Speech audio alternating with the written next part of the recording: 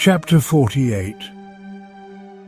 The day of eternity and the distresses of this life, O most happy mansion of the city above, O most bright day of eternity, which night does not darken, but which the highest truth ever enlightens, O day, ever joyful and ever secure, which never changes its state to the opposite.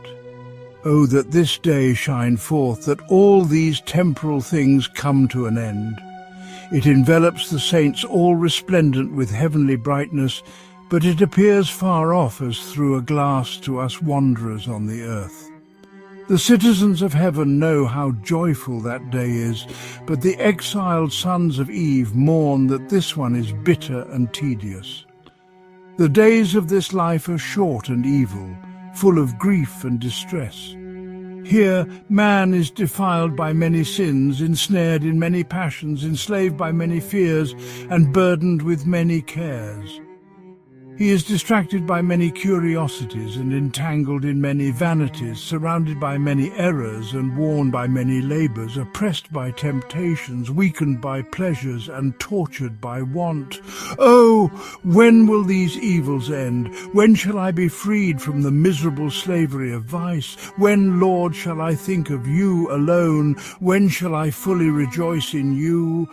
When shall I be without hindrance, in true liberty, free from every grievance of mind and body? When will there be solid peace, undisturbed and secure, inward peace and outward peace, peace secured on every side? O good Jesus, when shall I stand to gaze upon you? When shall I contemplate the glory of your kingdom? When will you be all in all to me? Oh, when shall I be with you in that kingdom of yours, which you have prepared for your beloved from all eternity? I am left poor and exiled in a hostile land, where every day sees wars and very great misfortunes. Console my banishment, assuage my sorrow. My whole desire is for you. Whatever solace this world offers is a burden to me. I desire to enjoy you intimately, but I cannot attain to it. I wish to cling fast to heavenly things, but temporal affairs and unmortified passions bear me down. I wish in mind to be above all things, but I am forced by the flesh to be unwillingly subject to them. Thus I fight with myself, unhappy that I am, and am become a burden to myself, while my spirit seeks to rise upward and my flesh to sink downward. Oh, what inward suffering I undergo when I consider heavenly things. When I pray, a multitude of carnal thoughts rush upon me. O my God, do not remove yourself far from me, and depart not in anger from your servant. Dart forth your lightning and disperse them. Send forth your arrows, and let the phantoms of the enemy be put to flight. Draw my senses toward you and make me forget all worldly things. Grant me the grace to cast away quickly all vicious imaginings and to scorn them. Aid me, O heavenly truth, that no vanity may move me. Come, heavenly sweetness, and let all impurity fly from before your face.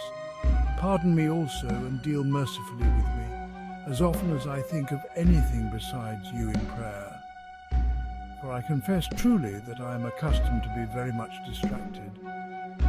Very often I am not where bodily I stand or sit. Rather I am where my thoughts carry me. Where my thoughts are, there am I.